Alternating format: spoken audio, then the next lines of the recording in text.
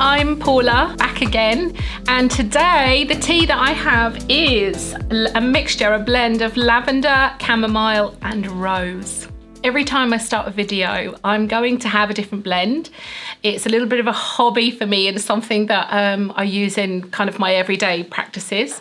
And I'm going to tell you why I'm using this blend at the end. I want to talk to you about anxiety because it's something that has been debilitating. It's something that has affected my life more or less for all of my life. It's been a huge battle to overcome it. It's taken me literally to the edge and back. I've had the darkest moments with it, and there's been points in my life where I really didn't think that I was ever going to come back from it.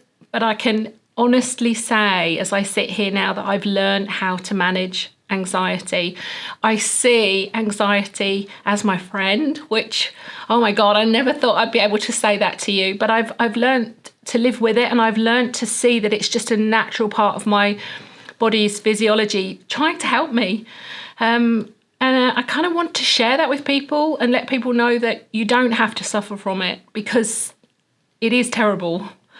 And help really with tools, with ways that you can overcome it. In my everyday life, more and more people are coming to me for coaching for anxiety. More and more people are having children, grandchildren that are suffering from anxiety at a really early age. It's something that is becoming more and more prevalent in our everyday lives. And I think we live in a very stressful society.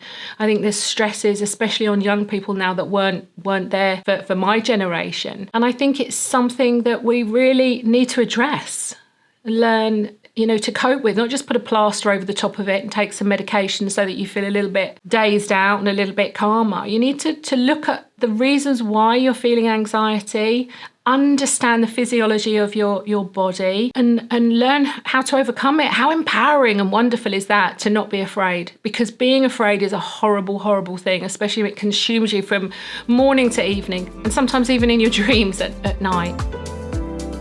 In this video, I'm not going to talk about the causes of anxiety. That is something that I want to delve into in a later video. So let me know if that's something that you'd like to discuss and like to hear about. What I want to do today is talk to you about my experience with anxiety and how I've battled it, how I've overcome it, in the hope that it resonates with you and can help, and that there's some lessons in there for you. My anxiety at its worst was like the biggest, darkest black cloud that would consume me and take my breath away, literally.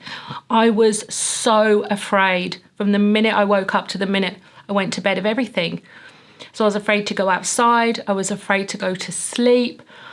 I was afraid of people. I had that feeling that so many people will resonate with, of impending doom, consistently, constantly, that something terrible was going to happen. If my phone rang, I was frightened to answer it. If somebody wanted to talk to me, I thought that was going to be the end. And I had this horrible, horrible feeling all the time that I was going to die, which sounds so dramatic and so drastic, but again, I know there's so many people out there that are experiencing this as part of their everyday life. I would also have such severe panic attacks that I got to the point where I wouldn't leave the house, and I also wouldn't go to sleep at night because I was convinced that as soon as I went to sleep I was going to stop breathing and die, which, yeah, it's not a good memory actually. I think if anybody's watching this who knew me 20 years ago, they'd say that I was very irrational. I was all over the place. I would make plans with people and change them at the last minute because I was too scared to do anything. I was too scared to go anywhere. I thought everybody would think I was disgusting and hate me. And yeah, it not only did it affect my life and make my life really small, but the impact, and you don't realise that at the time, the impact that anxiety can have on other people is also huge. Speaking of other people, they'd react. A lot of people don't react to anxiety very well. They either laugh, which is pretty horrible when you were in the depths of despair and absolutely suffering from pure terror, or tell you to, get on with it, pull your socks up and get on with it, both of which don't really help. I think there is an element of having to face it. In fact, I think that's the only way. But I think being told to pull your socks up and get on with it is not the way. It's a gentle journey of yourself and understanding the whys, the reasons, what's happening to you, that allows you to make friends with your anxiety. It can be very lonely, very debilitating, and often people's worlds can become so small because fear compresses us. Fear takes our breath away. It makes us feel that way. It makes us feel small. By the way, later on in the video, I am going to give you some strategies on how to tackle this, some things that you can do on an everyday basis in the toilets at work if you need to. So stay with me. There was a real moment for me when actually I was in a psychiatric hospital and I went down to do a meditation. We had these meditation sessions and I decided, and we used to call it the plonky plonk room, and I took myself off to the plonky plonk room one day because I was feeling, a bit uptight. Laid on this beanbag, put the plonky plonk music on and just went off somewhere in my head and relaxed. And when I came out of that experience, I realised that for the first time in such a long time, I felt peace. I actually felt peace. And I can even remember now, and it's literally 25 years ago, that feeling that I had of freedom. And that's the only way I can describe it, freedom from fear. And so when I left that hospital, I made a commitment to myself to delve deeper into this. Because for the first time, I found something other than medication that had made me feel relaxed and made me feel good. And so I went and learned how to meditate properly at a Buddhist center, not to become a Buddhist, but to learn how to meditate properly. And that set me on a path. It set me on a path of self-understanding. Now, this journey took a long time, but it made me realize that relaxation is possible. What it also did is it introduced me to a different tribe of people who were living a positive life, people who were living a relaxed life, people who weren't afraid to get out of bed in the morning, people who were finding joy and gratitude even in their darkest moments. And it made me feel good, and I wanted some of that so desperately. The first things that I did to manage my anxiety was meditation, as I've already discussed, but I also sought out therapy, which was an absolute, complete and utter disaster for me. Not later on in my life it wasn't, but initially it was, because, and it's something that I've learned as a coach myself now, you have to be ready. And I just wasn't ready to delve into the shadow part of me, the part of me that was really sad and needed nurturing and needed loving. I was still in this mode of A, being a victim, poor Paula, she's suffering, and B, of looking for external things to make me feel better. And I think so many people get caught in this trap. And if it resonates with you, then you'll know exactly what I'm talking about. It's just give me something, give me a tablet, give me some alcohol, give me food, give me whatever I could take just to take this feeling away. And therapy encouraged me to stop, turn around and look at myself and how I was thinking and how I was living my life. And I just thought the therapist didn't understand me, got very cross and never went back. So therapy for me initially wasn't good, but what it was is I just wasn't ready. And you know what? That's okay. That's okay, because I do think this is a healing journey, and it's about lessons, and we do what we do when we're ready to do it. And I think that's something that's really important.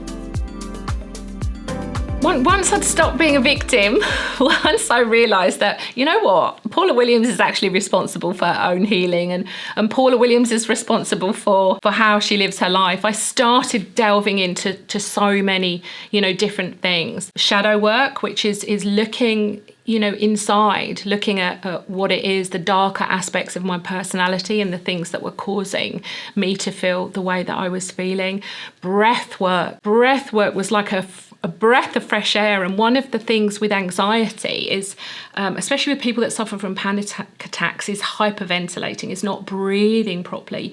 Now, we can change the physiology in our body by using our breath. It's our life force.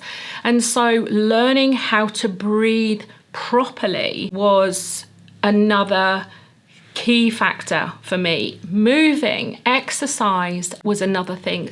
So I think just starting to nurture myself with positive thinking, good food, and that is so important. Food is medicine, and that's the lesson that I've been on for the whole of my life, and still on to a big degree. But I'd noticed that if I'd been out drinking and eating bad food, my anxiety would be bad the next day. And I know that there'll be people that resonate with that one. While we're talking about consuming, another thing that I started to do was cut out negative influences. The media, news, listening to negative gossip, really. Meanness and unkindness is just something that I didn't want to bring into my life initially, because I couldn't handle it, because I was too full of my own anxiety. I couldn't handle anybody else's. But as I started to heal and became more relaxed in myself, I realized that being in those kind of environments would trigger my anxiety. And so removing myself from those environments was really important. But something else that's even more important than that is removing myself from those environments without judgment. Because often we'll remove ourselves and then have this negative narrative ourselves about how negative these people were, and that changes nothing. So it's a case of recognizing that isn't the environment that you want to be in, and moving away from it with love and integrity, and with no judgment to the environment that you're moving away from, if that makes sense.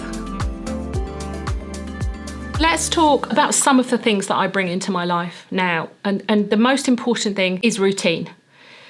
When you are suffering from anxiety, your world can be very all over the place. You're reacting, you're responding, you're in fear. Anxiety puts us in the future. It never brings us back to the actual moment that we're living in. So routine is absolutely key. Why? Routine brings an element of control. It brings an element of safety. It brings an element of mindfulness. So when you're practicing a routine, you're bringing yourself into the moment, into the now, which is really important, because when you're concentrating on the now, you're not concentrating on the future. And the safety aspect of familiarity, again, is really, really important. So if you can make a routine of things that bring you pleasure and bring you joy, naturally you'll start to relax into it.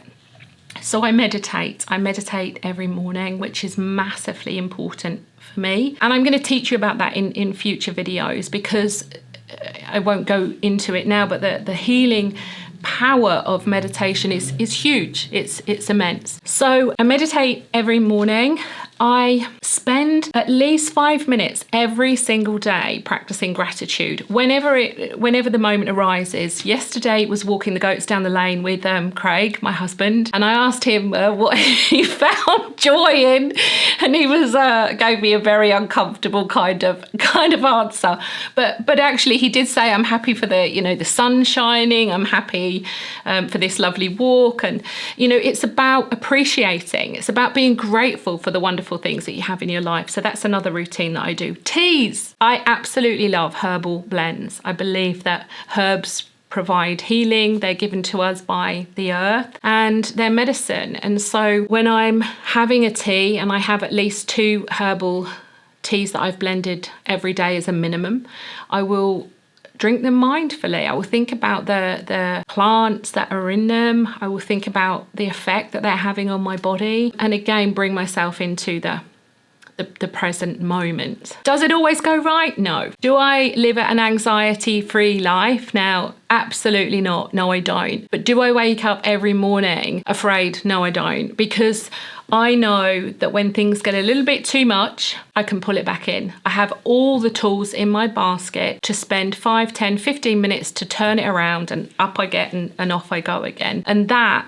is probably the most empowering thing that I own, that I have, the knowledge that I'm not afraid anymore. And actually I have a really, I think, wonderful story now. It seems a bit crazy to talk about it, and it seems a bit silly to think that something happened to me that was so traumatic that has now become my greatest gift. And it was, I had 2 cardiac arrests exactly 2 years ago today, funnily enough. And I woke up in intensive care on a ventilator, and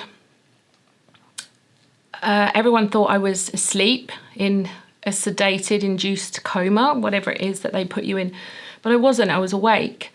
And I could hear absolutely everything that was going on, but I couldn't move. And I remember the moment when I realised that it was me and where I was and what was happening, and that I was really, really not very well. And in that moment, the panic that went through my body was horrific. I thought I had that locked-in syndrome. And I just thought, is this how I'm going to live the rest of my life? Just one sense, which was being able to hear. I've had two huge fears throughout the whole of my life, and one of them was because of my panic attacks, actually, because I used to hyperventilate a lot when I had panic attacks and not be able to breathe. And so my biggest fear was not being able to breathe, and my other fear was not being able to move, being paralysed. And here I was experiencing both of them. And actually, in that moment of pure panic, I thought of a guy who's been very instrumental in my life, Mr. Joe Dispenza, for those of you that have heard of him. And he suffered a very bad accident and found himself unable to walk. And he meditated himself out of that situation, and he healed.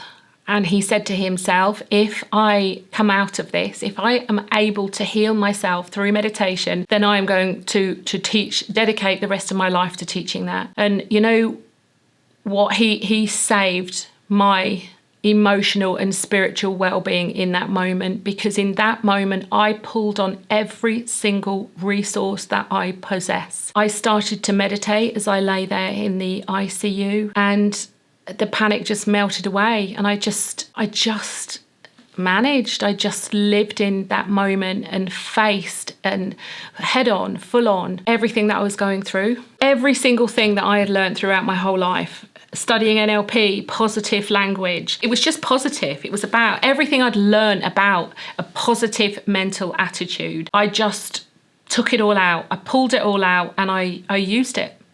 And I believed, and there's so much power in belief. I believed that I was going to heal, and I was going to walk out of there. And I came out, I went up to the ward, and then I had another cardiac arrest, and this one I remember. And I ended up on the ceiling in the room, looking down at the doctors bringing me back to life, basically, resuscitating me. And after this experience, I was so full of panic, more panic than I'd ever had in my life. I was terrified that I was just going to drop down dead on the pavement. And so every single time that fear came up, I went outside, I sat in a special place underneath a tree at home, and I faced it. I let the feelings come. And I told myself that I was safe. I told my body that I was no longer in that environment, that it didn't need to worry, it didn't need to panic, because I was here and I was safe. And every time I did that, I got a little bit stronger. And now I believe I've been given a gift. I've been given the gift of life, and I don't waste it. And I think it's really important to be able to articulate to you, to your friends, to your family, to everybody, that the most precious thing that you have is your life. We just live in a society that makes it very difficult for us to believe that and to see that and to understand that. Hence the amount of anxiety and negativity that we're surrounded with. But I believe it's the biggest lie that we're ever told, because your life is precious and there is beautiful ways to live it if you know how.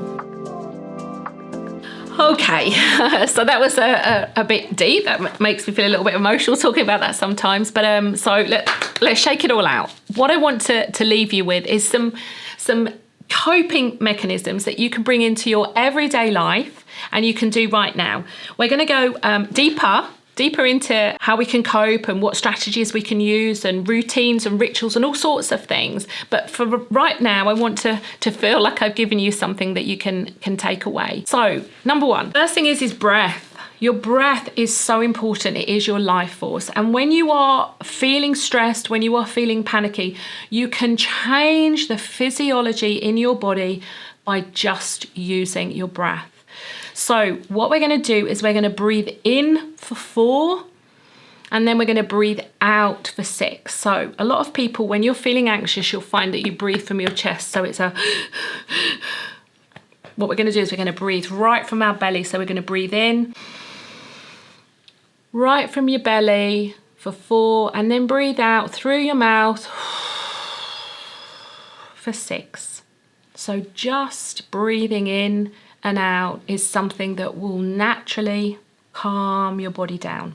And by the way, that's kind of seconds, not so it's just a 2, 3, 4, hold it, and then it's breathing out 2, 3, 4, 5, 6.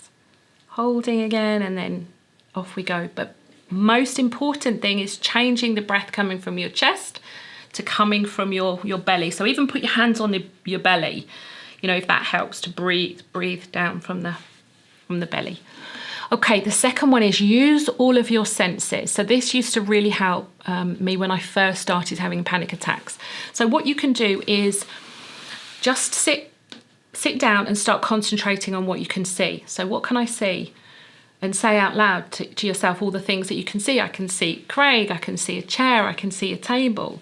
Because whilst you're concentrating on that, you're not concentrating on the panic. What can I hear? I can hear all of these things. What can I smell? So it's a really easy thing to bring you into the present moment and to stay present, because that's what you want to do. Remember, panic is in the future, anxiety is in the future. We want to bring it back to the now. Move your body. Sometimes when you're feeling anxious, you feel like you need to move, but move in a structured way. Go out for a walk. Look at the things on a walk. You know, again, you bring your senses in. What can I see? What can I hear? What can I smell? Go for a walk. Yeah, by the way, if you don't think you're going to have the presence of mind to do these things when you're feeling anxious or having a panic attack, then show this video to friends and family, and maybe they can get some tips and advice from it. And they'll be able to coach you through it. The key thing is, though, if we practice daily things that help to calm our system, then we shouldn't get to the point where we're having a full-blown panic attack. So that's our goal initially, is to start bringing into our everyday life things that just bring us down, that calm us, that give us time in our present moment.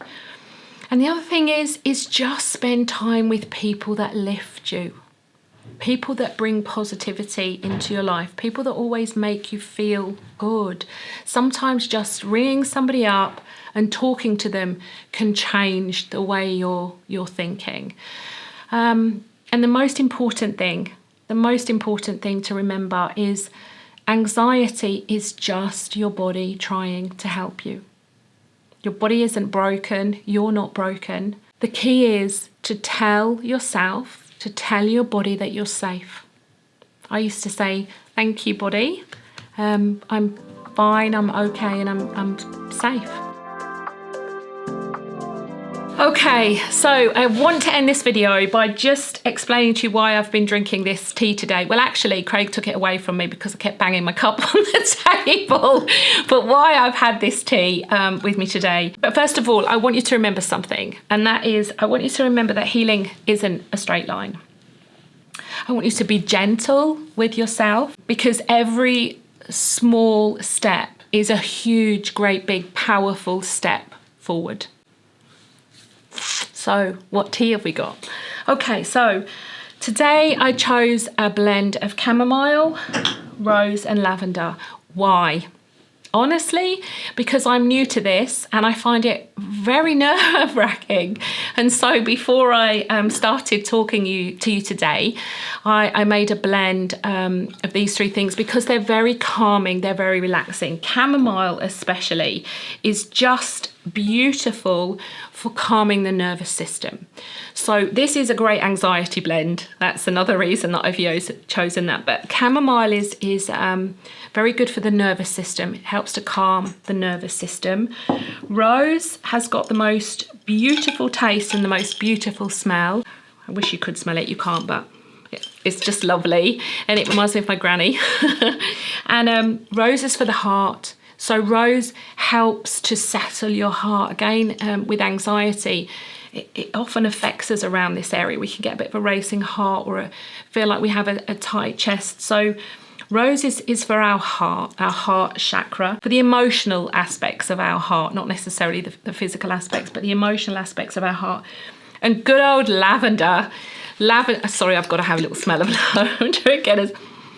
Lavender is just so calming, so relaxing. Most people now just have a sniff of lavender and instantly feel calm. It induces sleep. It takes that nervous system relax to another level. So these 3 together are a very powerful anxiety blend. They're a very powerful sleep blend, last thing you do at night blend. Just if you're, if I'm feeling a bit off during the day or something's happened at work that's upset me, I'll always go and take 5 minutes and have this blend. It's tastes divine and it's just beautiful. Thank you so much for watching my first video. I was incredibly nervous, hence my my lovely blend. One thing I will ask you is if you have any questions, any feedback, please stick it in the comments below. Anxiety is such a huge topic and we are going to delve into it over the weeks, but I am more than happy to answer your questions. That's why I'm doing this. From one sufferer, to another. I haven't got all the answers, but I have got a huge, great big heart and I'm very keen and very willing to listen and help.